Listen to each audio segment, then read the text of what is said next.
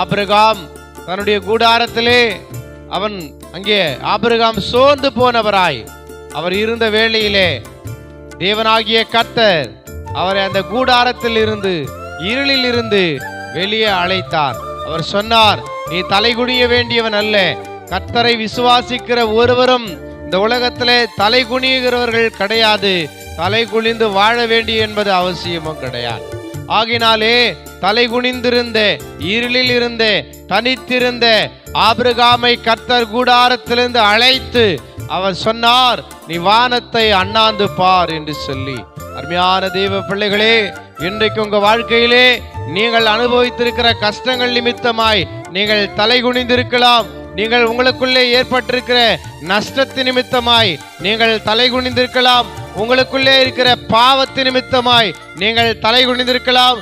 ஆனாலும் கூட உங்கள் தலையை நிமிர பண்ணுகிற ஆண்டவராகிய இயேசு கிறிஸ்து அவர் நமக்குள்ளே வரும்பொழுது, உங்கள் ஜீவியத்திலே வரும்பொழுது உங்கள் தலைகள் உயர்த்தப்படும். பிரியமானவர்களே, எப்பொழுது இயேசு கிறிஸ்து சகேயுவை அண்ணாந்து பார்த்தாரோ அப்பொழுதே அங்கே அவரை அற்பமாய் பார்த்த அனைவரும் ஆச்சரியமாயும் அண்ணாந்து பார்த்தார்கள். எப்பொழுது ஆண்டவராகிய பிதாவாகிய தேவன் ஆபிரகாமை நீ அண்ணாந்து பார் என்று சொன்னாரோ அவர் அண்ணாந்து பார்த்த வேளையிலே கர்த்தர் ஜீவியத்திலே அற்புதத்தை செய்தார். இன்றைக்கும் கூட உங்க வெறுமையான வாழ்க்கையை எண்ணி நீங்கள் தலை குனிய வேண்டிய அவசியம் இல்லை. உங்கள் தலையை ஆண்டவர் நிமிர செய்வார். உங்கள் தலையை ஆண்டவர் உயர்த்துவார்.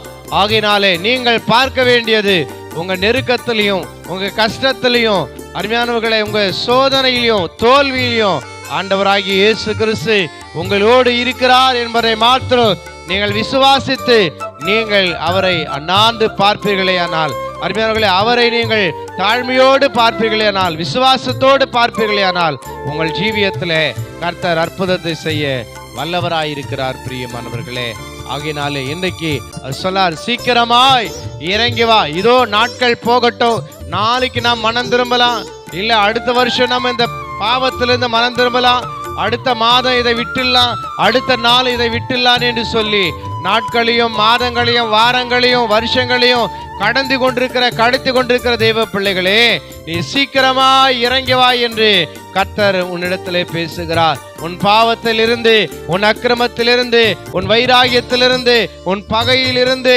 இன்றைக்கு நீ சீக்கிரமாய் இறங்கி உன் பெருமையான ஜீவியத்திலிருந்து சீக்கிரமாய் இறங்கி கர்த்தரை நீ பணிந்து கொள்வாயானால் இன்றைக்கு கர்த்தர் உனக்கு ரட்சிப்பு கொடுக்க வல்லவராயிருக்கிறார்.